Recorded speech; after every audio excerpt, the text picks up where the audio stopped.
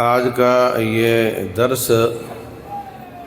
درس حدیث کے ساتھ ساتھ ان خوش بخت طالب علموں میں سے ایک طالب علم کا خطبہ نکاح بھی ہے۔ یہ 2 in 1 ہے۔ ان الحمد للہ نحمده ونستعینه ونستغفره ونعوذ باللہ من شرور انفسنا ومن سیئات اعمالنا من يهده الله فلا مضل له ومن يضلل فلا هادي له واشهد ان لا اله الا الله وحده لا شريك له واشهد ان محمدا عبده ورسوله صلى الله عليه وسلم۔ اعوذ باللہ السمیع العلیم من الشیطان الرجیم۔ یا ایہا الذین آمنوا اتقوا اللہ حق تقاتہ ولا تموتن الا وانتم مسلمون۔ یا ایہا الناس اتقوا ربکم الذی خلقکم من نفس واحدہ وخلق منها زوجها وبث منهما رجالا كثيرا ونساء واتقوا الله الذي تساءلون به والأرحام إن الله كان عليكم رقيبا۔ يا أيها الذين آمنوا اتقوا الله وقولوا قولا سديدا يصلح لكم أعمالكم ويغفر لكم ذنوبكم ومن يطع الله ورسوله فقد فاز فوزا عظيما۔ أما بعد فإن خير الحديث كتاب الله وخير الهدي هدي محمد صلی اللہ علیہ وسلم۔ بہترین بات اللہ کی بات ہے، بہترین طریقہ محمد صلی اللہ علیہ وسلم کا ہے۔ وشر الامور محدثاتها، بدترین کام دین میں اضافہ ہے۔ وکل محدثۃ بدعہ وکل بدعۃ ضلالہ وکل ضلالۃ فی النار۔ دین میں ہر اضافہ بدعت اور ہر بدعت گمراہی ہے اور ہر گمراہ آگ میں جائے گا، العیاذ باللہ۔ درس صحیح بخاری میں کئی بحوث لغت کے ساتھ متعلق ہیں، کچھ علم الکلام سے متعلق ہیں، کچھ منطق سے متعلق ہیں، کچھ قرآنک اسٹڈیز سے متعلق ہیں، کچھ علوم حدیث سے اور کچھ حدیث سے متعلق ہیں۔ میری کوشش ہوگی کہ ان میں سے وہ باتیں کی جائیں جو طلبہ اور عوام دونوں کے لیے مفید ہوں، اور اگر کوئی خشک باتیں بیچ میں آئیں بھی تو میری کوشش ہوگی کہ ان کو بھی عوامی بنا کر پیش کیا جائے تاکہ تمام حاضرین استفادہ کر سکیں۔ پہلی بات تو یہ ہے کہ امام بخاری رحمہ اللہ نے جو آخری کتاب لکھی ہے، یہ جو بخاری کی کتاب ہے، اس کے اندر بھی کتابیں ہیں، کتاب الصلاۃ، کتاب الزکوٰۃ، کتاب الطہارہ، کتاب الایمان۔ تو ان میں جو آخری کتاب لکھی ہے وہ ہے کتاب التوحید والرد علی بولو الجہمیہ، کہ یہ توحید کی کتاب ہے اور جہمیہ پر رد ہے۔ اس کا مطلب یہ ہوا کہ جو فتنہ جس عالم دین کے زمانے میں سر اٹھاتا ہے وہ علماء اس کا رد کرتے تھے۔ عبداللہ بن عمر رضی اللہ تعالیٰ عنہ ایک مسجد میں جاتے ہیں، اذان ہو چکی ہے، مؤذن پھر اٹھ کر کہتا ہے لوگوں جلدی جلدی نماز کے لیے آ جاؤ، جیسے ہمارے ہاں بھی چلتا ہے، اتنے منٹ رہ گئے جلدی آ جاؤ۔ اس کو عربی میں تصویب کہتے ہیں۔ کہنے لگے اپنے ساتھی سے کہ چلو نکلو اس مسجد میں، ہم نے نماز نہیں پڑھنی، یہ تو بدعت کرتے ہیں۔ تو فوری رد کیا اس کا، اپنے زمانے کے فتنوں کا رد کرنا بھی علماء کرام کا طریقہ ہے اور ان کا فرض منصبی ہے۔ تو امام بخاری رحمہ اللہ کہتے ہیں والرد علی الجہمیہ، اور آج کے فتنے تو بہت زیادہ ہیں، الحاد کی بہت قسمیں ہیں، لیکن جو اس درس سے متعلق بات ہے وہ یہ ہے کہ لوگ کہتے ہیں، کوئی کہتا ہے حدیث کو ہم ویسے ہی نہیں مانتے، یہ امام بخاری اجمی آدمی اٹھ کر کیسے اتنی بڑی ترقی کر گیا، عرب لوگ کہاں سو رہے تھے۔ کوئی ابو ہریرہ رضی اللہ عنہ پر اپنا ہاتھ صاف کرتا ہے، اور کوئی کہتا ہے وہ حدیث مانیں گے جو ہماری عقل مانیں گی، کوئی کہتا ہے وہ حدیث مانیں گے جو قرآن سے موافقت کرتی ہوگی۔ مختلف حیلوں بہانوں سے حدیث مصطفیٰ صلی اللہ علیہ وسلم کا رد کیا جاتا ہے اور اس کو چھوڑنے کی تلقین کی جاتی ہے۔ تو ضروری ہے کہ اس موقع پر کچھ اس طرح کی بات بھی کی جائے کہ احادیث یا حجیت حدیث کس طرح حجت ہے۔ نمبر 2، یہ پوری کتاب التوحید والرد علی الجہمیہ، اس کتاب میں کیا بیان ہوا ہے اس کا مختصر خلاصہ بیان کیا جائے۔ اور تیسری بات کہ اس حدیث پر بات کی جائے جو آخری حدیث ہے صحیح بخاری کی۔ باتیں تو بہت ہیں امام بخاری رحمہ اللہ، ان کی ذات پر بات کی جائے، صحیح بخاری پر لوگوں نے کیا کیا بولا ہے اس پر بات کی جائے، تو یہ ہمیشہ درس حدیث اتنا لمبا ہو جاتا ہے، اور 2 گھنٹے 3 گھنٹے کے بعد بھی شیخ صاحب یہی فرما رہے ہوتے ہیں کہ ٹائم کی قلت تھی، میں پوری باتیں نہیں بتا سکا۔ تو میں باقی چیزوں کو سکپ کروں گا۔ 3 پوائنٹ ہیں۔ نمبر 1 حجیت حدیث کا مقام کیا ہے۔ نمبر 2 کتاب التوحید والرد علی الجہمیہ میں کیا بیان ہوا ہے، اور نمبر 3 یہ خود حدیث، اس کی کیا شرح ہو سکتی ہے۔ اللہ تبارک و تعالی بولنے اور چپ ہو کر سننے کی توفیق بھی دے، اور پھر اس کو سمجھ کر آگے پہنچانے کی بھی توفیق دے، اور عمل کرنے کی بھی توفیق دے۔ میں آپ سے ایک سوال کرتا ہوں کہ حدیث پہلے ہے یا قرآن پہلے ہے؟ ہاں، قرآن پہلے ہے۔ اچھا، یہ بات بہت لوگ کرتے ہیں۔ نبی صلی اللہ علیہ وسلم نے جب آ کر بتایا کہ پہاڑ پر مجھے کوئی شخصیت ملی ہے اور اس نے کہا مجھے پڑھو، تو میں پڑھ نہیں پا رہا تھا، پھر اس نے مجھے دبایا، پھر میں نے پڑھنا شروع کیا، تو وہ جملے یہ تھے اقرأ بسم ربک الذی خلق۔ حدیث پہلے ہے کہ قرآن؟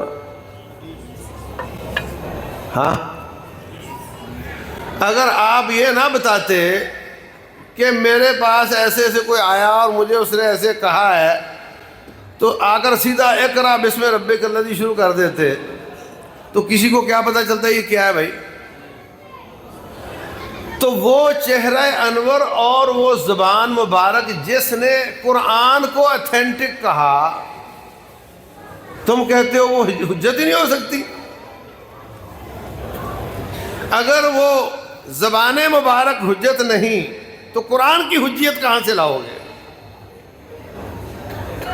قرآن تو تب مانا جائے گا جب نبی صلی اللہ علیہ وسلم کی زبان کو سچا مانا جائے گا۔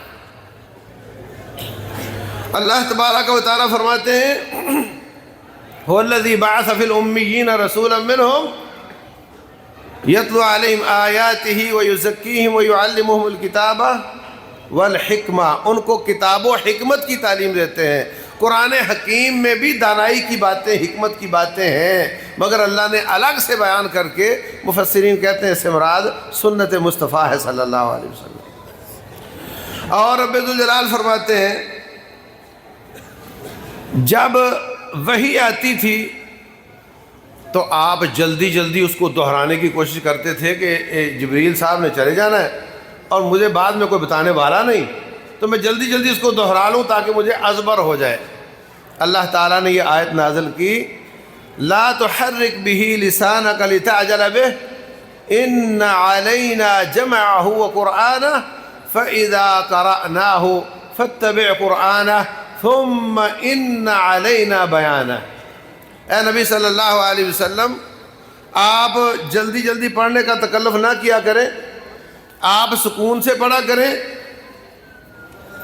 ہماری ذمہ داری ہے کہ اس قرآن کو آپ کے سینے میں محفوظ کرنا ہے، اور اس کے بعد ثم ان علینا بیانہ، اس کی وضاحت کرنا بھی ہمارے ذمہ ہے، اس کی وضاحت کرنا بھی، توجہ ادھر، اس کی وضاحت کرنا بھی ہمارے ذمہ ہے۔ اللہ تبارک و تعالیٰ فرماتے ہیں وَالسَّارِقُ وَالسَّارِقَةُ فَاقْطَعُوا أَيْدِيَهُمَا جَزَاءً بِمَا كَسَبَا نَكَالًا مِّنَ اللَّهِ وَاللَّهُ عَزِيزٌ حَكِيمٌ۔ چور مرد ہو یا عورت ہو، ان کا ہاتھ کاٹ دو۔ پچھلی آیت میں کیا فرمایا تھا کہ قرآن کی وضاحت کرنا ہمارے ذمہ ہے، اور یہ آیت کہ چور مرد ہو عورت ہو اس کا ہاتھ کاٹ دو۔ کتنا کاٹنا ہے؟ گوٹ سے یا کونی سے یا کندھے سے، عربی زبان میں سارے کو ہاتھ بولتے ہیں۔ کتنا کاٹنا ہے اور کتنی چوری پر کاٹنا ہے؟ 10 روپے پہ کاٹنا ہے؟ 100 روپے پر کاٹنا ہے؟ کتنی چوری ہو؟ 1.1 گرام سونے کے برابر ہو، اور ہاتھ کاٹنا ہے گوٹ سے، کونی سے نہیں۔ وضو کے بارے میں فرمایا فَاغْسِلُوا وُجُوهَكُمْ وَأَيْدِيَكُمْ إِلَى الْمَرَافِقِ، وضو میں ہاتھ دھونے ہیں کونی تک، مگر چوری میں ہاتھ کاٹنا ہے گوٹ تک۔ اچھا، یہ وضاحت جو آئی ہے پہلی آیت میں، اللہ نے فرمایا ثم ان علینا بیانہ، ہمارے اوپر واجب ہے کہ ہم آیتوں کی وضاحت کریں۔ اور پورا قرآن دیکھ لو، یہ وضاحت کے کتنے پیسے پہ کاٹنا ہے اور کتنی جگہ، کس جگہ سے کاٹنا ہے، قرآن میں نہیں ہے، اور قرآن کہتا ہے کہ وضاحت ہمارے ذمہ ہے۔ یا تو پھر یہ مانو کہ رب نے وعدہ پورا نہیں کیا، وضاحتیں نہیں کی، اور اگر یہ نہیں مان سکتے تو پھر یہ مانو کہ جو وضاحت سنت مصطفیٰ کے ذریعے ہوئی ہے وہ بھی رب نے ہی کی ہے، وہ بھی رب نے کی ہے۔ اللہ اکبر۔ اللہ تبارک و تعالیٰ فرماتے ہیں فَإِنَّمَا يَسَّرْنَاهُ بِلِسَانِكَ لِتُبَشِّرَ بِهِ الْمُتَّقِينَ وَتُنذِرَ بِهِ قَوْمًا لُدًّا، ہم نے قرآن کو آسان کیا ہے تیری زبان کے ساتھ، ہم نے قرآن کو تیری وضاحتوں کے ساتھ آسان کیا ہے، کیا ہم نے ہے، مگر وہ بطور قرآن نازل نہیں کیا، بطور سنت مصطفیٰ نازل کیا ہے۔ تو ثابت ہوا کہ ساری وحی قرآن میں نہیں ہے، بہت زیادہ وحی وہ بطور سنت مصطفیٰ نازل ہوئی ہے۔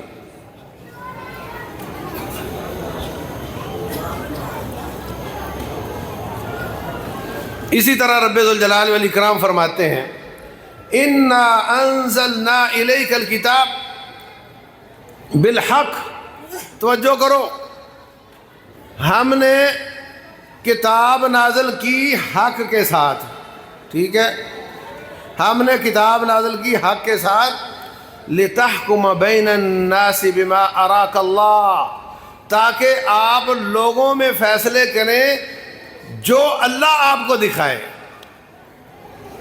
کتاب ہم نے نازل کی اور جو اللہ آپ کو دکھائے اس کے مطابق آپ فیصلے کریں۔ اس سے ثابت ہوا کہ اللہ تبارک و تعالیٰ کتاب کے علاوہ بھی وحی کرتا ہے۔ اسی طرح رب ذوالجلال فرماتے ہیں فَلَا وَرَبِّكَ لَا يُؤْمِنُونَ حَتَّى يُحَكِّمُوكَ فِيمَا شَجَرَ بَيْنَهُمْ، تیرے رب کی قسم اے محمد، تیرے رب کی قسم، رب اپنی ذات کی قسم اٹھا کر کہتا ہے صلی اللہ علیہ وسلم، یہ لوگ اس وقت تک مومن نہیں بن سکتے یہاں تک کہ اپنے جھگڑوں میں اے نبی آپ کو اپنا حاکم نہ مان لیں، فیصل نہ مان لیں۔ تو نبی صلی اللہ علیہ وسلم کے فیصلے قرآن حکیم کے ساتھ بھی ہوتے ہیں اور اس وحی کے ساتھ بھی ہوتے ہیں جو بطور قرآن نازل نہیں ہوتی۔ تو جو بطور قرآن نازل نہیں ہوئی اس کے ساتھ آپ فیصلے کریں، اور جو نہیں مانتا رب کو رب کی قسم ہے کہ وہ بندہ مومن نہیں ہو سکتا۔ تو جو لوگ قرآن مانتے اور سنت کا انکار کرتے ہیں ان کو سوچنا چاہیے رب فرما رہے ہیں کہ وہ مومن نہیں ہو سکتا۔ اللہ اکبر۔ اسی طرح رب ذوالجلال والاکرام فرماتے ہیں کہ اللہ کی بات مانو اور رسول اللہ کی بات مانو اور اپنے اولی الامر کی بات مانو۔ اس سے مراد علماء بھی ہیں، اس سے مراد حکام بھی ہیں۔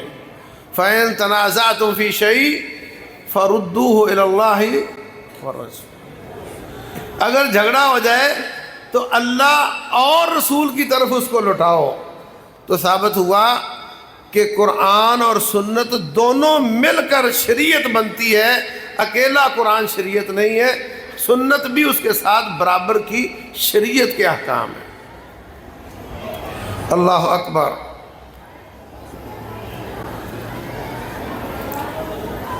حضرت عبداللہ بن مسعود رضی اللہ تعالی عنہ فرماتے ہیں کہ جو عورت بالوں کے ساتھ بال لگواتی ہے، مرد بھی ایسے ہی ہے، جو آنکھوں کے اوپر والے بال باریک کرواتی ہیں، مرد کروائیں تو وہ بھی یہی حکم ہے، اور جو جسم پر زخم کر کے ٹیٹو بنواتے ہیں، ان سب پر رب کی لعنت ہے۔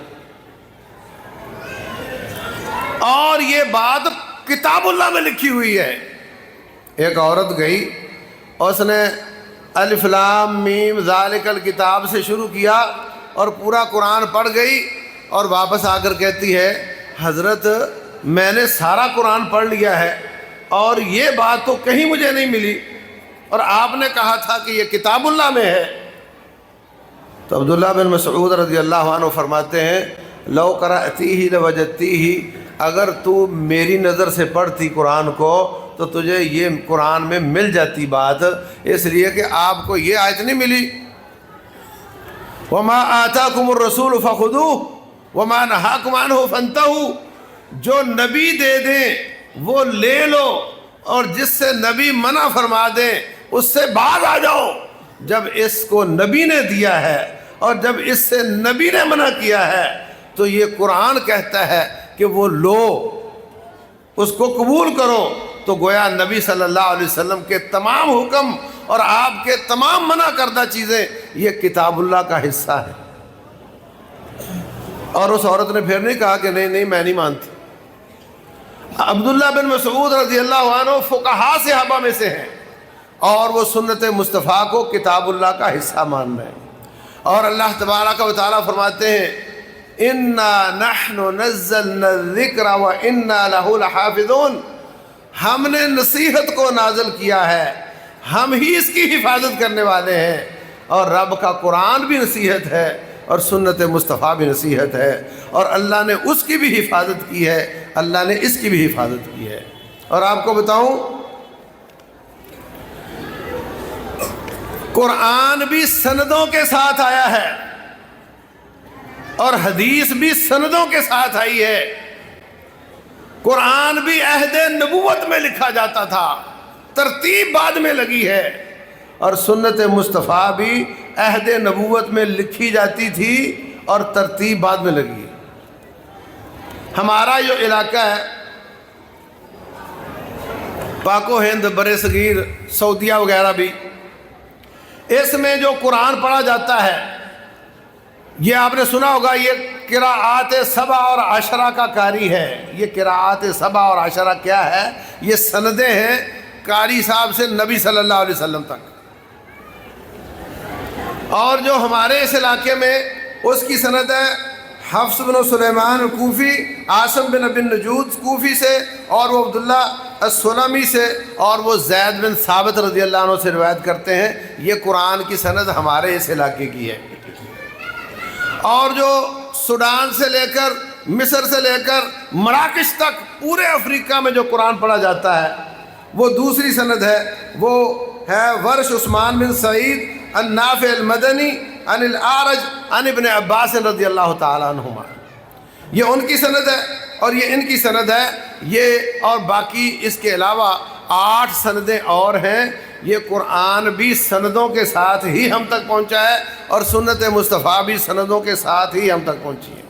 فرق یہ ہے کہ قرآن سارے کا سارا متواتر ہے اور اس کے الفاظ ٹوٹل اللہ کے بتائے ہوئے ہیں، جبکہ سنت مصطفیٰ صلی اللہ علیہ وسلم میں کچھ حدیثیں ایسی ہیں جو متواتر ہیں اور کچھ ایسی ہیں جو متواتر نہیں، آحاد ہیں، اور بسا اوقات نبی صلی اللہ علیہ وسلم رب کے فرمان کو اپنے الفاظ میں بیان کرتے ہیں اور یہ بالمعنی روایت آ جاتی ہے، الفاظ رب والے نہیں رہتے اور اس میں اس کے سوائے شکل بھی کوئی نہیں۔ میں مثال دیتا ہوں، عبداللہ بن ام مکتوم رضی اللہ تعالیٰ عنہ نابینا تھے۔ آپ نے فرمایا میرا دل چاہتا ہے کہ میں چند لوگوں کو ساتھ لوں اور ایک بندے کو اپنے مسلے پہ کھڑا کروں، نماز شروع ہو جائے، میں ان کو لے کر مدینے کا چکر لگاؤں، جس گھر میں مرد جن پر مسجد میں آنا فرض ہے وہ نظر آئیں، ان کے گھر کے چاروں طرف لکڑیاں رکھ کے ان کو جلا کے رکھ دیں۔ اس کا مطلب ہے جو بلا عذر مسجد میں نہیں آتا اس کی سزا سزائے موت، اور موت بھی بڑی مشکل والی، موت تو گولی مارنے سے بھی آ جاتی ہے، یہ جلا کر ہے۔ لیکن اگر میں ایسا کروں گا تو پھر بچے عورتیں جن پر کا مسجد میں آنا لازم نہیں وہ بھی جل جائیں گے۔ آپ نے سختی بیان کی۔ عبداللہ بن ام مکتوم کہتے ہیں حضرت جب اتنی سختی ہے تو میرے بارے میں کیا خیال ہے؟ میں بوڑھا بھی ہوں، نابینا بھی ہوں، میرا گھر بھی دور ہے، مدینے کی گلیاں بھی کچی ہیں، وَلَيْسَ مَعِيَ أَحَدٌ يَقُودُنِي، میرے ساتھ کوئی میرا ایسا بچہ بھی نہیں جو میرا ہاتھ پکڑ کر لے آئے۔ آپ کو ترس آیا، آپ نے فرمایا تیرا عذر تو بنتا ہے، چلے تو گھر پڑھ لیا کر۔ ابھی وہ بیچارہ گیا نہیں، ایک بھی نماز اس نے اس چھٹی کی بنیاد پر نہیں پڑھی، اچانک وحی آتی ہے، ایمرجنسی میں وحی آتی ہے، اور آپ عبداللہ بن ام مکتوم کو بلاتے ہیں اور فرمایا حل تسمع النداء، تجھے اذان سنائی دیتی ہے؟ تو وہ کہتے ہیں جی دیتی ہے۔ تو فرمایا اذا سمعت النداء فاجب، اگر اذان سنائی دیتی ہے تو تجھے مسجد میں ہی آنا پڑے گا۔ سارنی بھی جبریل الآن، ابھی ایمرجنسی جبریل امین نے آ کر میری دی ہوئی چھٹی کو کینسل کر دیا۔ تو اب یہ جو وحی آئی ہے یہ بطور سنت آئی ہے، بطور حدیث آئی ہے، بطور قرآن نہیں آئی۔ دیکھو قرآن میں تو ایسی کوئی آیت نہیں ہے، یہ بطور سنت وحی آئی ہے اور یہ بالمعنی ہے۔ آپ ان کو پوچھ رہے ہیں، وہ جواب دے رہے ہیں۔ وحی تو یہ ہے نا کہ اللہ فرمایا کہ مجھے پتا ہے اس کو سنائی دیتی ہے، اس کو میرے یہ الفاظ سنا دو، پھر تو ہوا وہ اللہ کے الفاظ۔ جب آپ سوال جواب کر رہے ہیں تو ظاہر یہ ہوتا ہے کہ الفاظ نبی صلی اللہ علیہ وسلم کے ہیں۔ تو سنت میں یہ ہوتا ہے اور قرآن میں ایسا نہیں ہوتا۔ ایتھینٹسٹی کے حساب سے، ایتھینٹک ہونے کے حساب سے، اور پھر شریعت سازی کے اعتبار سے حدیث اور قرآن میں کوئی فرق نہیں۔ متواتر ہونے کے حساب سے، تلاوت کے حساب سے، ہر حرف کی 10 نیکیوں کے حساب سے قرآن اور سنت میں فرق ہے۔ اللہ اکبر۔ تو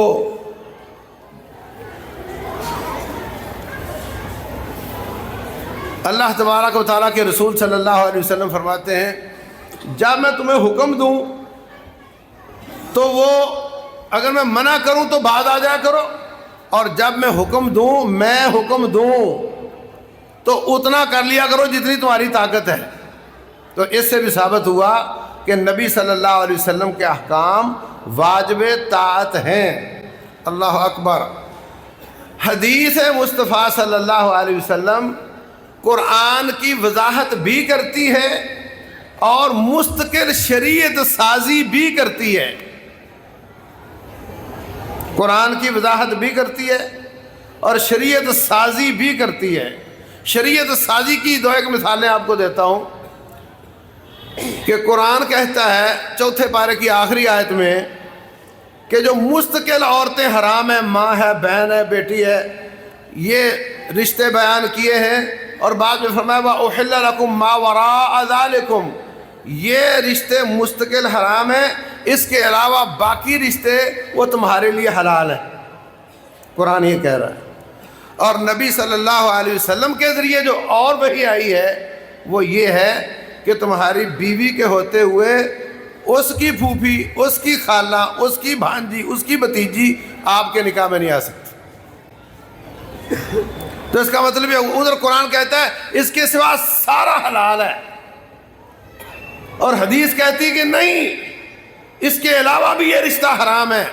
تو حدیث باقاعدہ شریعت سازی بھی کرتی ہے، اللہ حدیث کے ذریعے شریعت سازی بھی کرتا ہے۔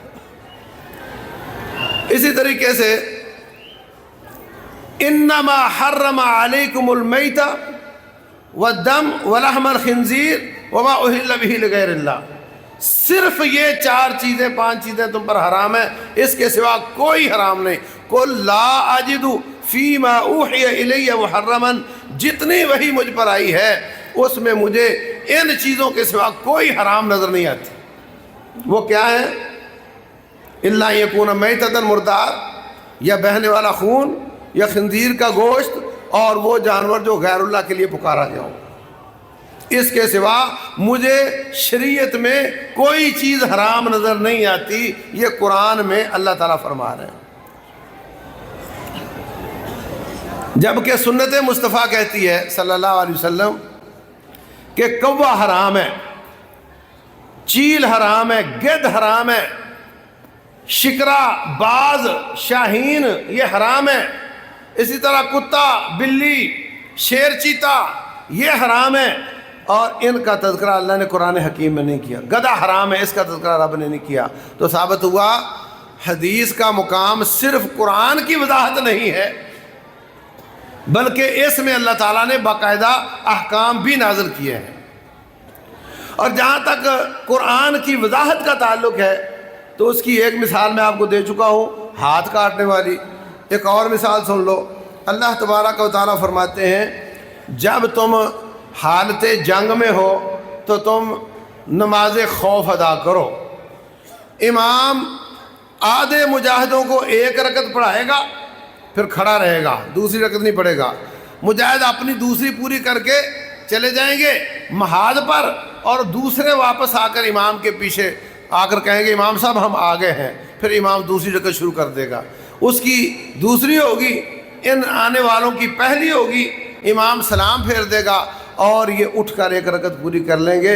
اتنا تکلف ہے، کھوپڑیاں اڑ رہی ہیں، دھول اڑ رہی ہے، تلواریں تلواروں سے ٹکرا رہی ہیں، خون بہہ رہا ہے، اس وقت بھی رب نے نماز کو باجماعت قرار دیا ہے۔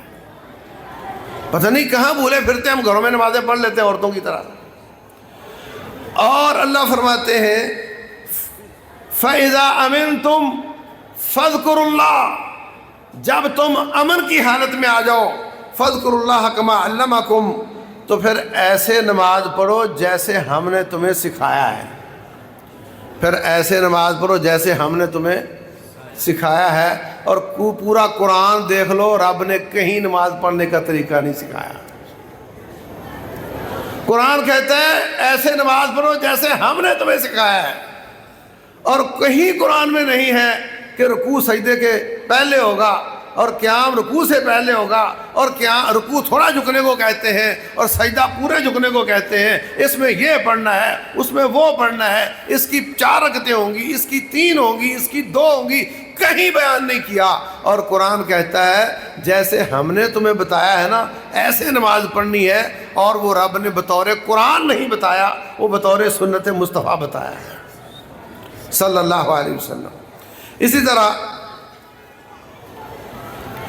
رسول اللہ صلی اللہ علیہ وسلم بنو نذیر یہودیوں کے پاس گئے، ایک دیت میں حصے داری کا مسئلہ تھا، وہ کہنے لگے بڑا اچھا موقع ہے، ان کو کسی مکان کی دیوار کے ساتھ بٹھاؤ، پیچھے سے بندہ جائے، جا کر کے چکی کا پتھر ان کے اوپر گرا دے اور ان کو شہید کر دیا جائے۔ اللہ نے اپنے نبی کو بتا دیا، وہ وہاں سے بچ کر آ گئے، آ کر کے پیغام بھیجا، تم نے ہمارے ساتھ معاہدہ کیا تھا آپس میں نہیں لڑیں گے، اور میری ہی قتل کی سازش کی ہے، تم نے غداری کی ہے، لہذا جو تم سے اٹھایا جاتا اٹھا لو اور یہاں سے دفع ہو جاؤ۔ وہ جا نہیں رہے تھے، آپ نے ان کا گھیرا کیا اور ان کے کھجوروں کے باغوں کو آگ لگانی شروع کی اور ان کے کھجوروں کے باغوں کو کاٹنا شروع کیا۔ کہنے لگے یہ کہاں کا اسلام ہے، کھجوروں کا کیا گناہ ہے، ہم سے بات کرو۔ اللہ تبارک و تعالیٰ فرماتے ہیں ما قطعتم من لینۃ او ترکتموها قائمۃ علی اصولها فباذن اللہ، اے نبی جتنی کھجوریں آپ نے کاٹیں اور جو جلائیں اور جو باقی رکھیں، میں رب کہتا ہوں یہ ساری مجھ سے پوچھ کر ہی آپ نے کام کیے ہیں، یہ سارے میں نے ہی کہے تھے تو آپ نے کیے ہیں۔ جاؤ پورا قرآن دیکھ لو، اللہ نے کسی آیت میں یہ نہیں کہا کہ اے نبی بنو نذیر پر حملہ کرو، ان کی درخت کاٹ دو، اور قرآن کہتا ہے وہ میں نے ہی کہا تھا۔ تو اس سے ثابت ہوا رب کے سارے حکم قرآن میں نہیں ہیں، کچھ حکم قرآن میں اور کچھ سنت مصطفیٰ میں ہے صلی اللہ علیہ وسلم۔ ایسے ہی قبلہ 17 مہینے نبی صلی اللہ علیہ وسلم نے منہ کیا بیت المقدس کی طرف مدینہ میں آ کر، آپ کی محبت تھی کہ میں بیت اللہ کی طرف منہ کروں۔ ایک دن اللہ تعالیٰ نے حکم دے دیا، وہ بالکل اپوزٹ تھا، اگر ادھر ہے تو بالکل ادھر تھا۔ یہودی کہنے لگے سارے کام تو ان کے ہمارے خلاف ہی ہیں، ایک قبلہ سانجھا تھا ہمارا، ہاں وہ مشترک تھا، اب تو وہ بھی گیا۔ مسلمانوں سے کہتے ہیں کہ اگر بیت المقدس اچھا تھا تو تم نے چینج کیوں کیا، اور اگر اچھا نہیں تھا تو پھر اس 17 مہینے کی نمازوں کا کیا بنے گا تمہارا؟ یہ کیا دین ہے؟ کبھی ادھر نماز پڑھتے ہو کبھی ادھر پڑھتے ہو، اپنا قبلہ ہی چینج کر لیتے ہو، یو ٹرن لے لیتے ہو۔ یہ تو واقعتاً یو ٹرن تھا۔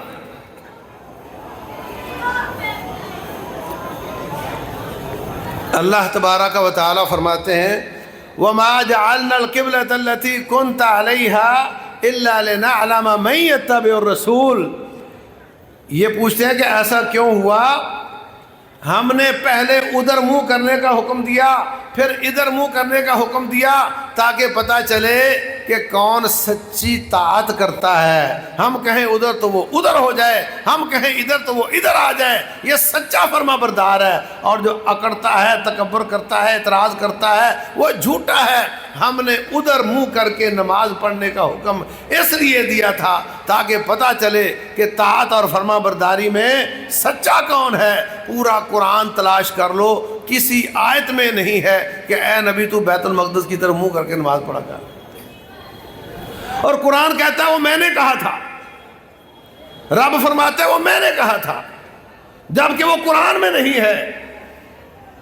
قرآن کو یا ناقص مانو یا سنت مصطفیٰ کو حجت مانو، یا کہو وہ آیت تھی اور ہمیں نہیں مل رہی، یا پھر کہو کہ وہ آیت نہیں تھی، قرآن کامل ہے الحمدللہ، اور وہ حکم رب نے بطور سنت مصطفیٰ دیا تھا صلی اللہ علیہ وسلم۔ اسی طرح صحیح بخاری میں ایک واقعہ ہے، کچھ لوگ کیس لے کر آئے، ایک بندہ کہتا ہے میرا بیٹا اس صحابی کے گھر میں مزدوری کرتا تھا، شیطان نے ان کی اور میری بیوی کی کوئی رابطے کی شکل بنا دی اور شیطان نے گناہ کروا دیا۔ مجھے محلے کے مفتی صاحب نے بتایا کہ 100 بکریاں دو تو تیرے بچے کا گناہ دھل جائے گا۔ میں نے 100 بکریاں دے دی۔ پھر ایک اور مفتی صاحب کہنے لگے کہ یہ تو جواب ہی غلط ہے، تو اب میں آپ کے پاس آیا ہوں، اقضِ بیننا بکتاب اللہ، آپ ہمارا فیصلہ کتاب اللہ کے ساتھ کریں گے۔ اب یہاں کئی باتیں سوچنے کی ہیں۔ پہلی بات ہے کہ عہد نبوت میں لوگ محلے کے مفتی سے پوچھ لیتے تھے، لوگ کہتے ہیں ہم تو عامی ہیں، ہم پر تو تقلید لازم ہے۔ یہ جو سوچنا ہے حدیث آیت صحیح ضعیف، یہ تو مفتیوں کا کام ہے، ہم تو عامی ہیں، ہمارا کام تو محلے کے مفتی سے پوچھنا ہے۔ میں کہتا ہوں پوچھ لیا تم نے، جب پتہ چلا کہ یہ بات غلط ہے، کوئی اور اس کو غلط کہہ رہا ہے، فردوہ الی اللہ والرسول، پھر آپ کو حدیث کی طرف آ جانا چاہیے نا۔ آپ ادھر آؤ، پوچھو، اس کی دلیل لکھوا لو، اس کی دلیل اس کو دکھا دو، اس کا اعتراض اس کو دکھا دو، کامن سینس سے سمجھ آ جائے گی کہ سچا کون ہے، حق پر کون ہے۔ تو میرے عزیز بھائیوں، دوسرا سوچنے کا مسئلہ اس حدیث میں یہ ہے کہ آج کے مفتی صاحب سے کہا جائے کہ مفتی صاحب حدیث کے مطابق فیصلہ کرنا ہے تو وہ لڑ پڑتا ہے، میرے پہ اعتبار نہیں تمہیں۔ اور فتوے کا صیغہ یہ ہے کہ کیا بتلاتے ہیں علماء دین بیچ اس مسئلے کے، یہ نہیں کہ کیا حکم ہے اللہ اس کے رسول کا اس مسئلے میں، وہ کہتے ہیں کیا فرماتے ہیں علماء دین بیچ اس مسئلے کے۔ اور وہ صحابی کتنی جرت والا ہے کہ نبی صلی اللہ علیہ وسلم سے کہہ رہا ہے، جن کی زبان بھی شریعت بولتی ہے کہ آپ نے ہمارا فیصلہ کتاب اللہ کے ساتھ کرنا ہے۔ اور قربان جاؤں، رسول اللہ صلی اللہ علیہ وسلم بھی ناراض نہیں ہوئے کہ میرے پہ اعتبار نہیں تمہیں، فرمایا لَأَقْضِيَنَّ بَيْنَكُمَا بِكِتَابِ اللَّهِ، میں تمہارا فیصلہ کتاب اللہ کے ساتھ ہی کروں گا۔ تیری 100 بکریاں واپس آئیں گی، تیرے بیٹے کو 100 کوڑے لگیں گے، یہ 100 بکریوں کی واپسی بھی کتاب اللہ میں نہیں ہے، اور 100 کوڑے کتاب اللہ میں ہیں، اور سال کی جلا وطنی ہوگی وہ بھی کتاب اللہ میں نہیں ہے، اور اس کی بیوی رجم ہوگی اگر اعتراف کر لے تو، یہ بھی اس وقت کتاب اللہ میں نہیں ہے، پہلے ہوتا تھا، آیت منسوخ ہوئی، حکم باقی ہے۔ کہا تھا میں تمہارا فیصلہ کتاب اللہ کے ساتھ کروں گا، اور فیصلے کی ایک بات قرآن کے میں ہے باقی نہیں ہے، اور آپ نے فرمایا تھا کتاب اللہ سے کروں گا۔ یا تو نعوذ باللہ پھر وعدہ خلافی کی تہمت لگاؤ، یا پھر اس بات کو مانو کہ نبی صلی اللہ علیہ وسلم کے بتائے ہوئے حدیث کے احکام بھی کتاب اللہ کے احکام ہیں۔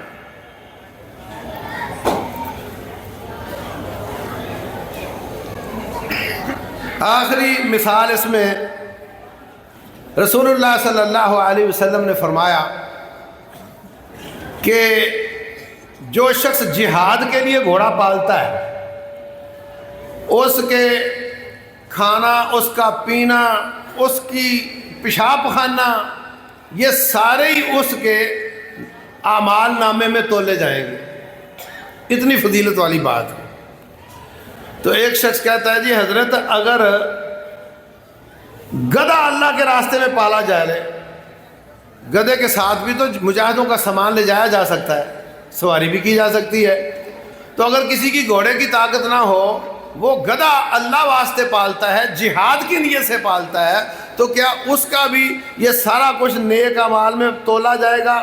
رسول اللہ صلی اللہ علیہ وسلم فرماتے ہیں ما انزل علی فیہ شیء، گدھے کے بارے میں مجھ پر وحی نازل نہیں ہوئی ہے۔ تو کیا مطلب ہوا کہ گھوڑے کے بارے میں نازل ہوئی ہے؟ سارا قرآن دیکھ لو، یہ بات کہیں قرآن میں نہیں ہے کہ جو گھوڑا اللہ کے راستے میں پالے گا اس کو یہی اجر ملے گا۔ تو ثابت ہوا کہ وہ بھی وحی کے ساتھ ہی تھا۔ اب ایک بات طالب علموں کے متعلق کر دیتا ہوں۔ رسول اللہ صلی اللہ علیہ وسلم کی 4 حیثیتیں ہیں۔ کتنی؟ نمبر 1 بحیثیت انسان۔ بحیثیت انسان آپ کا قانون یہ ہے کہ آپ اپنی مرضی کرتے ہیں، آپ اپنی مرضی کرتے ہیں۔ آپ کو حاجت ہو آپ چلے جاتے ہیں، آپ کو پیاس لگے آپ پانی پی لیتے ہیں، وحی کا انتظار نہیں کرتے۔ آپ کو گرمی لگے آپ قمیص اتار دیتے ہیں، گرمی نہ لگے آپ پہن لیتے ہیں، آپ اپنی مرضی کرتے ہیں۔ دوسری حیثیت آپ کی ہے بطور قاضی، بطور قاضی۔ قاضی جو ہوتا ہے نا، یہ آنکھوں سے دیکھ لے کہ بندہ چوری کر رہا ہے اس کے خلاف فیصلہ نہیں کر سکتا جب تک گواہ نہ ہو، اپنے علم سے فیصلہ نہیں کر سکتا۔ اس میں بخاری شریف کی حدیث ہے، رسول اللہ صلی اللہ علیہ وسلم فرماتے ہیں، لوگوں تم میرے پاس کیس لے کر آتے ہو، انکم تختصمون الیہ، اور بعض لوگ سچا ہونے کے باوجود اپنی دلیل وضاحت کے ساتھ پیش نہیں کر سکتے، اور بعض لوگ جھوٹا ہونے کے باوجود دلیل کو بنا کر پیش کرنا جانتے ہیں۔ وَإِنَّمَا أَقْضِي بِنَحْوِ مَا أَسْمَعُ، میں تو جو سنوں گا اس کے مطابق فیصلہ کروں گا۔ اگر کسی پلاٹ کا مسئلہ ہو کہ پلاٹ اس کا ہے یا اس کا ہے، اور جھوٹا آدمی بات بنانے کا ماہر ہو اور سچا بول ہی نہ سکتا ہو اور وہ بات نہ کر پائے، اور میں اس جھوٹے کی دلیل کی بنیاد پر فیصلہ کر دوں، جھوٹے کو پلاٹ دے دوں، تو وہ اس لیے قبول نہ کرے کہ حقیقت میں تو میرا نہیں تھا، اب تو نبی صلی اللہ علیہ وسلم کا فیصلہ آ گیا ہے، اب تو میرا نہیں بھی تھا تو میرا ہو گیا ہے۔ انما اقطع له قطعة من النار، میں اس کے لیے جہنم کا ٹکڑا کاٹ کے دے رہا ہوں۔ تو ثابت ہوا فیصلے وحی کے ساتھ، ہاں وحی کے ساتھ تو پرفیکٹ ہوں گے نا، وحی کے ساتھ نہیں، مرضی کے ساتھ نہیں، ذاتی علم کے ساتھ نہیں، صحابہ کے مشورے کے ساتھ نہیں، فیصلے ہوتے ہیں دلیل کے ساتھ۔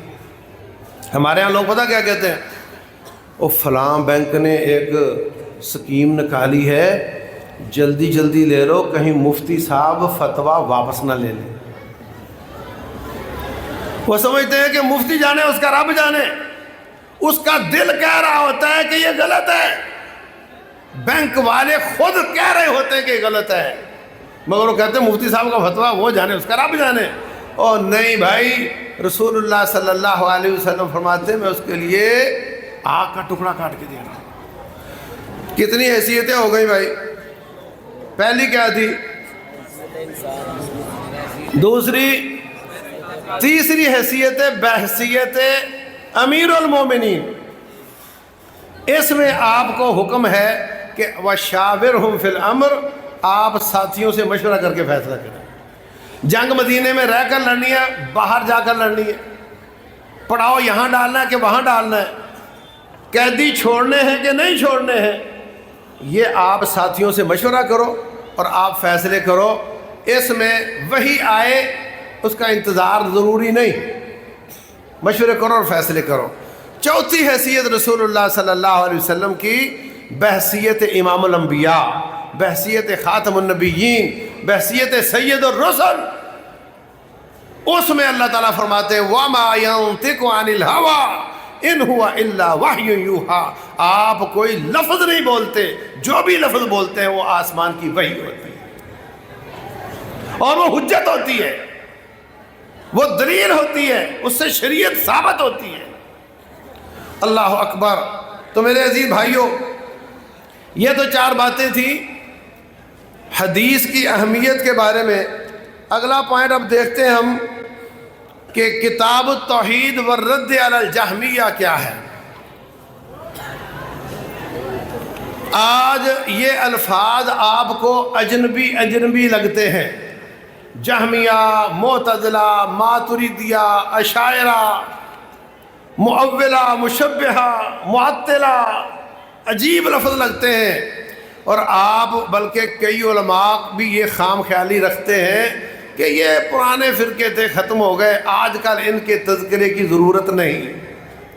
اور حقیقت یہ ہے کہ آج بھی مسلمانوں کی میجورٹی کے عقائد یہی ہے۔ میں نے ایک دن نوائے وقت کا نور بصیرت پڑھا، یہ تو اپ ٹو ڈیٹ ہے نا نوائے وقت، تو اس میں لکھا ہوا تھا اللہ کی 7 صفات مانی جائیں گی، باقیوں کی تعویل کی جائے گی۔ تو یاد رکھو، جو جہمیہ تھے یہ جہم بن صفوان تھا، اور اس کا استاد تھا جاد بن درہم، اور حرمین کا ایک گورنر تھا خالد القصری۔ وہ ان کے بڑا خلاف تھا۔ یہ اللہ تعالیٰ کے ناموں کا بھی انکار کرتا تھا اور اللہ کی خوبیوں کا بھی انکار کرتا تھا۔ کہتا تھا جو قرآن میں نام آئے یہ سب مجاز ہیں، حقیقت نہیں ہے۔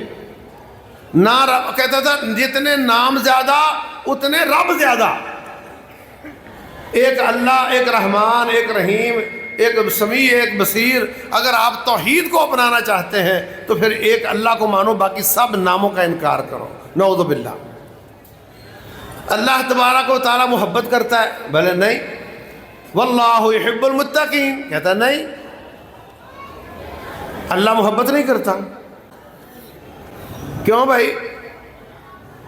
کہتا ہے محبت جو ہوتی ہے وہ تو دل ثابت کرنا پڑے گا، اور جو محبت ہوتی ہے وہ تو کمزوری ہوتی ہے، اور محبت کی وجہ سے تو بندہ ایسے کام کرتا ہے جو حقیقت میں نہیں کرنا چاہ رہا ہوتا۔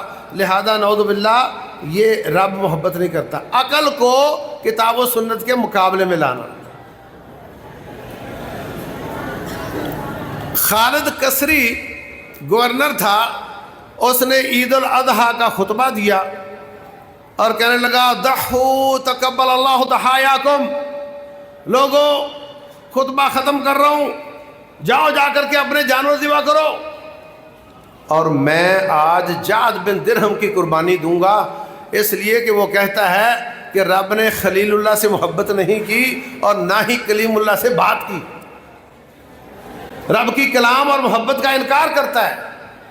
اور ممبر سے اترا اور جہم بن صفوان کے استاد جعد بن درہم کو لٹایا اور گلے پہ خنجر چلا کر کے اس کو ذبح کر دیا۔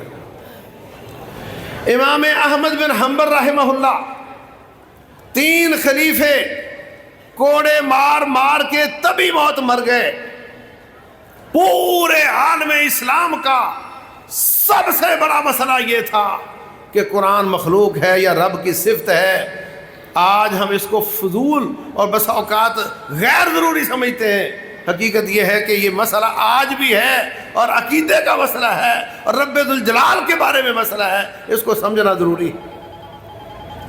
اللہ تبارک و تعالیٰ فرماتے ہیں ہم نے آسمان بنائے، 7 آسمان، وَمِنَ الْأَرْضِ مِثْلَهُنْ، 7 زمینیں بنائیں، يَتَنَزَّلُ الْأَمْرُ بَيْنَهُنْ، بیچ میں رب کا حکم نازل ہوتا ہے، لِتَعْلَمُوا أَنَّ اللَّهَ عَلَىٰ كُلِّ شَيْءٍ قَدِيرٌ، یہ ساری کائنات بنانے کا مقصد میرا یہ ہے کہ تمہیں پتہ چل جائے کہ میں قدرت والا ہوں، اور قدرت رب کی صفت ہے۔ وَأَنَّ اللَّهَ قَدْ أَحَاطَ بِكُلِّ شَيْءٍ عِلْمًا، اللہ نے ہر چیز کو اپنے علم کے ساتھ احاطہ کیا ہوا ہے۔ اللہ کا علم اور قدرت ثابت کرنے کے لیے میں نے ساری کائنات بسائی ہے، اور ہم سمجھتے ہیں کہ یہ مسئلہ قابل ذکر ہی نہیں ہے، اتنا بڑا مسئلہ ہے یہ۔ تو جعد بن درہم اور جہم بن صفوان اللہ کے ناموں اور صفات کا انکار کرتا تھا، اور جو معتزلہ تھے وہ نام مانتے تھے اور اندر صفات کا انکار کرتے تھے۔ اللہ سمیع ہے مگر سنتا کوئی نہیں، نعوذ باللہ۔ اللہ بصیر ہے مگر دیکھتا کوئی نہیں، نعوذ باللہ۔ اللہ رحمان ہے مگر شفقت نہیں کرتا، نعوذ باللہ۔ یہ عقیدہ تھا معتزلہ کا۔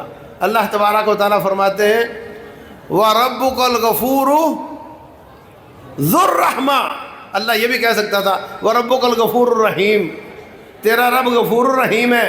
اللہ فرماتے ہیں وَرَبُّكَ الْغَفُورُ ذُو الرَّحْمَةِ، تیرا رب غفور ہے اور رحمت والا ہے۔ اللہ نے نام کی بجائے صفت بیان کی تاکہ ثابت کرے کہ اللہ کے ناموں کے اندر صفات موجود ہیں۔ تو اس کے بعد بڑے کلامی بحثیں، منطق، فلسفہ چلتا رہا۔ ایک شخص آیا، اس کا نام تھا ابو الحسن اشعری۔ اس نے کہا یار رب ذوالجلال نے کائنات بنائی بھی ہے، چلا بھی رہا ہے، آئندہ بھی اس نے لوگوں کو پیدا کرنا ہے اور اس نے چلانا بھی ہے، جب اس میں کوئی خوبی نہیں ہوگی تو وہ کیسے چلائے گا؟ اگر خوبیاں مانے تو عقلی طور پہ یہ سمجھ نہیں آتی۔ رحمت جو ہوتی ہے وہ تو دل کی نرمی ہوتی ہے، اور پھر تو جسم ثابت کرنا پڑے گا، اور نرمی تو کمزوری ہوتی ہے، اور رب میں تو کمزوری آ نہیں سکتی۔ یعنی اللہ کے قرآن اور سنت کے مقابلے میں عقل کو پیش کرنا.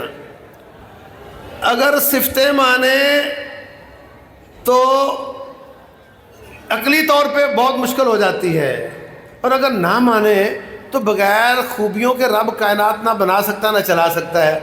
تو مشورہ کر کے اس نے کہا کہ 7 صفات کو مان لیتے ہیں اور باقیوں کی تعویل کر کے گزارا کر لیتے ہیں. اب میں طالب علموں کے لیے ایک واقعہ بیان کراؤں گا جو میں نے خود گھڑا ہے، ہاں، صرف یاد کرنے کے لیے، اس خوبی کو یاد کرنے کے، ان صفات کو یاد کرنے کے لیے. مثال کے طور پہ میں یہاں بیٹھا ہوا تھا تو باہر سے شور کی آواز آئی.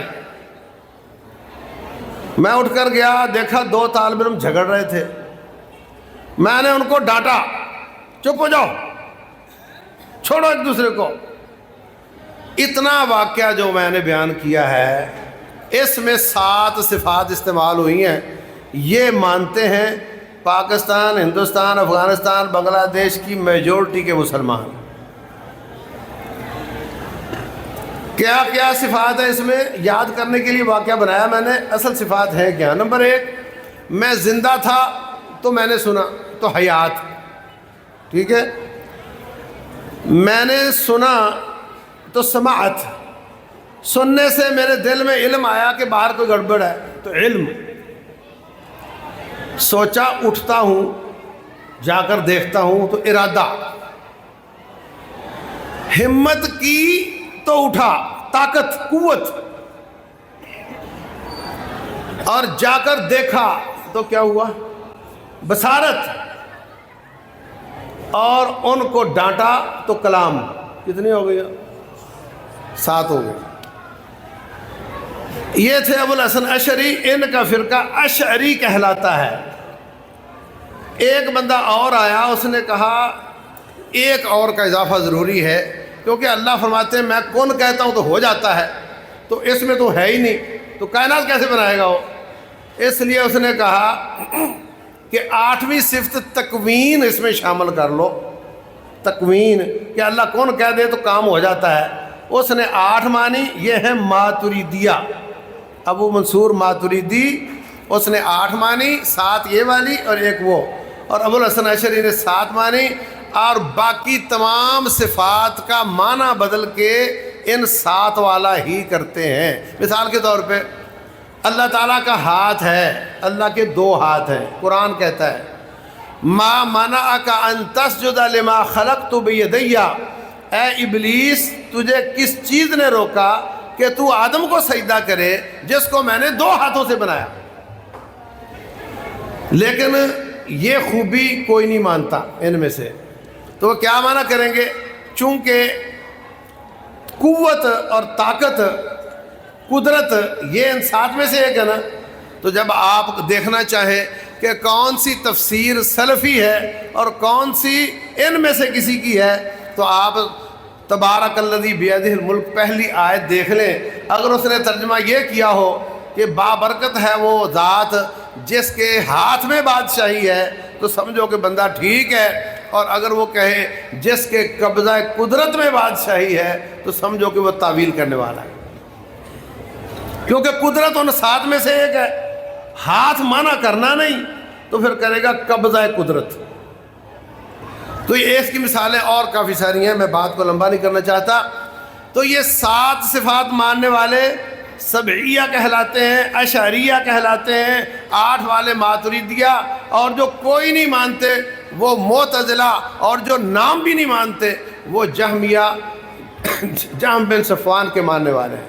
اور جو اہل سنہ والجماعہ ہیں، جو آپ لوگ ہیں، ہمارا عقیدہ یہ ہے کہ قرآن اور سنت میں جتنی خوبیاں اللہ کی بیان ہوئی ہیں ہم ان کو ایز اٹ از مانتے ہیں. اللہ تبارک و تعالیٰ کہاں ہے؟ یہ بھی صفت ہے. وہ کہتے ہیں اللہ، کوئی کہتا ہے لا مکان ہے، کوئی کہتا ہے کل مکان ہے، ہم کہتے ہیں وہ عرش پہ ہے. اللہ تعالیٰ کے 2 ہاتھ ہیں، قرآن کہتا ہے ہم مانتے ہیں. اللہ کی 2 آنکھیں ہیں. نوح علیہ السلام کو اللہ فرماتے ہیں اصنع الفلک بأعیننا، اے نوح میری آنکھوں کے سامنے کشتی بنا. جو جو خوبیاں رب نے اپنی بیان کی ہیں ہم ان کو مخلوق کے مشابہ نہیں مانتے۔ اللہ کا ہاتھ ہے، میرا ہے، ہاتھی کا ہے، چیونٹی کا، بکری کا، سب کے ہیں۔ جب مخلوق کے مخلوق سے ہاتھ نہیں ملتے تو خالق کے مخلوق سے کیسے ملیں گے؟ اس لیے رب کی تمام خوبیاں ہم ان کو مخلوق کے مشابہ نہیں مانتے، بلکہ ہمارا عقیدہ یہ ہے کہ وہ جیسے رب کی ذات کے لائق ہیں ویسے ہیں۔ امام مالک رحمہ اللہ مسجد نبوی میں درس دے رہے، ایک آدمی آ کر پوچھتا اللہ کہاں ہے؟ کہا آسمانوں پہ، عرش پہ ہے۔ تو کہا کیسے ہے؟ کہنے لگے سن، اللہ نے قرآن و سنت میں بیان کیا کہ اللہ عرش پہ ہے، اور کیفیت رب نے بیان نہیں کی۔ اور صحابہ کرام میں سے کسی نے نہیں پوچھا کہ رب عرش پہ کیسے ہے، اور جو کام انہوں نے نہیں کیا تم کرو گے تو بدعت ہوتی ہے۔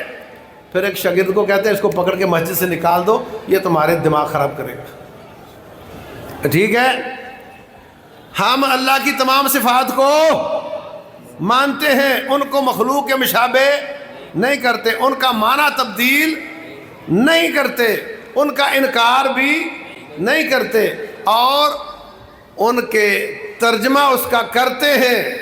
بعض لوگوں نے کہا ہم ترجمہ ہی نہیں کرتے۔ تبارک الذی بیدہ الملک، بابرکت ہے وہ ذات جس کے، وہ کہتے ہیں ید میں بادشاہی ہے، وہ ترجمہ ہی نہیں کرتے، وہ بھی انکار کی ایک شکل ہے۔ ہم یہ سب فرقوں سے لا تعلقی کا اظہار کرتے ہیں، اور ہم اللہ کی صفات جو ثابت شدہ ہیں ان کو ایسے ہی مانتے ہیں جیسے نازل ہوئی، اور اس کی کیفیت کو اللہ کے سپرد کرتے ہیں۔ تو یہ بات ہو گئی پوری کتاب کے بارے میں، جو آخری کتاب ہے صحیح بخاری کی۔ اب آتے ہیں تیسرے پوائنٹ کی طرف، جو حدیث بیان کی ہے، طالب علم نے پڑھی ہے۔ تو اس میں امام بخاری رحمہ اللہ فرماتے ہیں، باب ہے اللہ تعالیٰ کے اس فرمان کا، وَنَضَعُ الْمَوَازِينَ الْقِسْطَ لِيَوْمِ الْقِيَامَةِ، ہم قیامت والے دن انصاف کے ترازو قائم کریں گے، وَأَنَّ أَعْمَالَ بَنِي آدَمَ وَقَوْلَهُمْ يُوزَنُ، اور لوگوں کے اعمال اور ان کے اقوال ان کا وزن ہوگا، ان کا وزن ہوگا۔ آج کل سائنس اس جگہ پہ پہنچ گئی ہے کہ اب تو انکار ممکن نہیں۔ اب دیکھو USB کارڈ ہے، اس میں 1000 روپیہ ہے، اس کا وزن بھی اتنا ہے، اور جس میں لاکھ روپیہ اس کا وزن بھی اتنا ہے، اور جس میں کوئی پیسہ نہیں اس کا وزن بھی اتنا ہے۔ اس کو ماپنے کی چیز ہی اور ہے، بخار ماپنے کا آلہ اور ہے، اور بلڈ پریشر ماپنے کا آلہ اور ہے۔ تو وہ چیزیں بھی ماپی جا رہی ہیں جو پرانے زمانے میں ماپی نہیں جاتی تھیں۔ تو اس وقت لوگوں نے انکار کیا تھا کہ اعمال کا وزن نہیں ہو سکتا، اعمال جو ہوتے ہیں وہ تو نہ پکڑے جا سکتے ہیں، نہ سونگے جا سکتے ہیں، نہ دیکھے جا سکتے ہیں، تو ان کا وزن ہی انکار کیا تھا۔ آج کل انکار ممکن نہیں، اس لیے اس بات کو لمبا نہیں کرتے۔ فرماتے ہیں مجاہد کہتے ہیں القسطاس العدل بالرومیہ، رومی یعنی انگریز، انگریزی میں قسطاس عدل کو کہتے ہیں۔ عربی زبان میں کاف کو جیم کو کاف بولا جاتا ہے، جیسے شارجہ سنیں، شارجہ کوئی لفظ نہیں ہے، اصل ہے شارقہ، تو شارقہ کو شارجہ پڑھتے ہیں، عرب بھی پڑھتے ہیں، عجم بھی پڑھتے ہیں، کاف کو جیم پڑھا جاتا ہے۔ اب یہاں کاف کو جیم پڑھو، قسطس جسٹس، انگریزی میں کیا کہتے ہیں؟ جسٹس، اور یہ قسطس۔ تو کہا القسط مصدر المقسط، یہ مقسط کا مصدر ہے اور وہ عادل ہوتا ہے، اور قاسط یہ ظالم ہوتا ہے۔ کاف سین طا، قسط ہوتا ہے حصہ، جیسے قسطوں کا کاروبار آپ دیکھتے ہیں، تو قسط جس کا حق ہے اس کو دے دو تو وہ عدل کا معنی بن جاتا ہے، اور قسط کسی نہ حق کو دے دو تو وہ ظلم کا معنی بن جاتا ہے۔ تو قسط ہی رہے گی نا۔ طالب علم کے لیے جو ثلاثی ہے وہ ظلم کے معنی میں ہے، اور جو وہ مزید فی ہے وہ انصاف کے معنی میں ہے۔ فرماتے ہیں مجھے احمد بن اشکاب نے حدیث بیان کی، وہ کہتے ہیں مجھے محمد بن فضائل نے، انہوں نے عمارہ بن قعقاع سے، انہوں نے ابی زرع سے، انہوں نے ابو ہریرہ رضی اللہ عنہ سے کہتے ہیں کلمتان حبیبتان الی الرحمن، دو کلمے ہیں جو بہت ہی محبوب ہے رحمان کے لیے، خفیفتان علی اللسان، زبان پر بڑے ہلکے ہیں، ثقیلتان فی المیزان، میزان میں بہت بھاری ہیں۔ تو یہ اصل باب سے تعلق اس ٹکڑے کا ہے کہ وہ کلمے ہیں اور وہ میزان میں بہت وزنی ہیں، اور وہ کیا ہیں؟ سبحان اللہ و بحمدہ، سبحان اللہ العظیم کہہ دو۔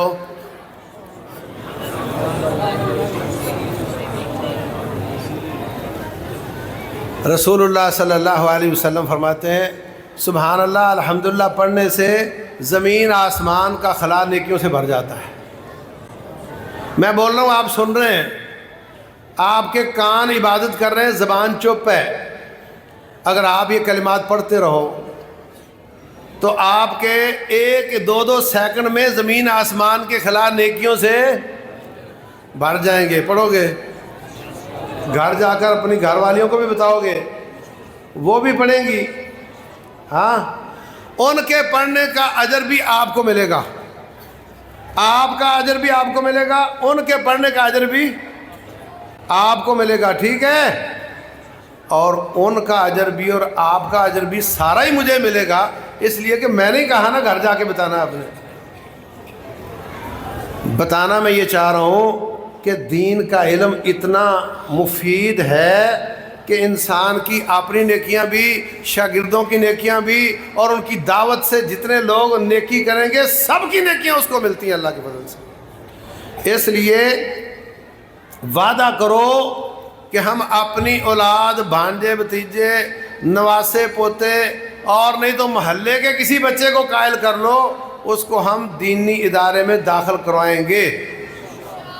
ہاں، کون کون کو آئے گا؟ ایک کم از کم ایک بچہ۔ یہ بہت سعادت کی بات ہے، یہ بہت سعادت کی بات ہے۔ اللہ تبارک و تعالی ہمیں ایسے کام کرنے کی توفیق دے کہ ہم دنیا سے چلے جائیں اور ہماری نیکیاں پیچھے سے آ رہی ہوں۔ ہر شخص رمضان میں زیادہ 30 روزے رکھ سکتا ہے، اور جو دین کا عالم ہوتا ہے وہ ہر رمضان میں نہ جانے کتنے سینکڑوں روزے لے کر اللہ کے پاس جائے گا۔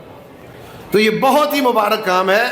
رسول اللہ صلی اللہ علیہ وسلم فرماتے ہیں جو دین سیکھتا سکھاتا ہے اس کے لیے ہر چیز دعا کرتی ہے، حتیٰ کہ بلوں میں چیونٹیاں بھی دعا کرتی ہیں، سمندروں میں مچھلیاں بھی دعا کرتی ہیں۔ کریں گے، اور جتنا علم، جتنے اعمال ہم پر لازم ہے اتنا علم بھی لازم ہے۔ ہم اپنے آپ کو بھی ایجوکیٹ کریں اور ایک بچہ بھی اللہ کے دین کے لیے وقف کریں۔ اللہ تبارک و تعالی عمل کی توفیق دے۔ اس حدیث میں بھی حبیبتان الی الرحمن، ان سے رب محبت کرتا ہے، رب کی صفت بیان ہوئی ہے، اور رحمان میں بھی رحمت کی صفت بیان ہوئی ہے۔ اور رسول اللہ صلی اللہ علیہ وسلم ایک مارکے میں تشریف فرما ہے، لونڈیاں ادھر جمع ہوئی ہیں، غلام ادھر ہیں، سامان ادھر ہے۔ ایک لونڈی کا بچہ گم ہو گیا، وہ ماری پھرتی، مل نہیں رہا۔ اچانک اس کو بچہ مل گیا، اس نے سینے سے لگا لیا۔ صحابہ کرام دیکھ رہے ہیں، فرمایا میرے ساتھیوں، یہ عورت اس کو کہا جائے کہ بچہ آگ میں ڈال دے، کیا ڈال دے گی؟ کہنے لگے حضرت یہ تو بڑی پریشان تھی، کیسے ڈال دے گی؟ فرمایا جتنی شفقت اور جتنا پیار اور رحمت اس کو اپنے بچے پر ہے، اس سے بھی زیادہ شفقت اور رحمت اللہ اپنے بندوں کے ساتھ کرتا ہے۔ تو یہ رحمت کی صفت اللہ تعالیٰ کی بہت بڑی صفت ہے۔ یا حیو یا قیوم برحمتک استغیث، رب کے ناموں کا بھی واسطہ دے کر رب سے مانگنا چاہیے، اور رب کی صفات کا بھی واسطہ دے کر رب کو ماننا چاہیے، رب سے مانگنا چاہیے، اور ان کا اقرار بھی کرنا چاہیے۔ اور یہ بہت بڑا ایمان ہے۔ جتنی صفات کی وضاحت سنتے جاؤ گے، اللہ کی خوبیاں واضح ہوتی جائیں گی، اتنا ایمان بڑھتا جائے گا۔ اللہ تبارک و تعالی ہمیں سمجھنے اور عمل کرنے کی توفیق دے۔ واللہ اعلم، وصلی اللہ وسلم وبارک علی نبینا محمد۔